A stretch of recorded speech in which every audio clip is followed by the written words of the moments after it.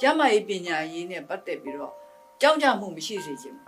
ဘူးမိဘများဟာပေါ့လေငါတို့ကလေးတွေဘယ်လိုပညာသင်ပေးရပါမလဲဆိုစိုးရင်ပူပါမှုကိုမရှိစေချင်ဘူးငါတို့ကလေးတွေတနည်းမဟုတ်တနည်းနဲ့သူတို့အသက်မဝင်ကြောင်းတဲ့ဖို့သူလုံးနဲ့ပညာရမှာပဲဆိုတဲ့စိတ်လုံခြုံမှုကိုမျိုးပေးခြင်းတယ်အဲ့တော့မင်းအရန်ချမ်းသာတဲ့နိုင်ငံတွေသွားတာဘယ်နိုင်ငံမှ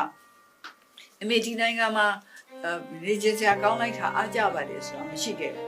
သို့သောညာလည်းသိချမ်းသာတဲ့နိုင်ငံတွေဖွံ့ဖြိုးတိုးတက်တဲ့နိုင်ငံတွေမှာအမေအားကြတာတစ်ခုပဲရှိတယ်သူတို့ပြည်သူတွေရဲ့စိတ်လုံခြုံမှုစိတ်ချမ်းသာမှုပြောတာမဟုတ်ဘူးเนาะစိတ်လုံခြုံမှုရှိလို့စိတ်ချမ်းသာတာလည်းမဟုတ်ဘူးမနေတတ်လို့ရှိရင်စိတ်လုံခြုံမှုဘလောက်ပဲရှိစိတ်မချမ်းသာဘူးသူတို့စိတ်လုံခြုံမှုဆိုတကယ်ကြတော့သူတို့မတောင့်မတမကြောက်မကြပေါ့နော်အခြေခံလိုအပ်ချက်တွေအားလုံးပြည့်စုံသူတို့နိုင်ငံဖွံ့ဖြိုးလို့တိုးတက်လို့သူဆိုလည်းသူတို့စိတ်ချမ်းသာလားဆိုတော့အဲ့ဒါတော့လည်းမဟုတ်ဘူး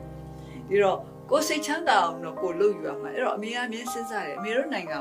တခြားနိုင်ငံတွေနဲ့သားစေခြင်းနဲ့ဆိုတာပို့ပြီးတော့ရုပ်ပိုင်းဆိုင်ရာအတွက်ချမ်းသာစေခြင်းနဲ့ပြောတာမဟုတ်ဘူးအခြေခံပြည်သူတွေရဲ့စိတ်လုံခြုံမှုတော့ရရှိခြင်းနဲ့အဲ့ဒီဟာပေါ်မှာထပ်ဆင့်ပြီးတော့ပြည်သူတွေဟာစိတ်ချမ်းသာအောင်နေတတ်တဲ့ပြည်သူတွေဖြစ်စေခြင်း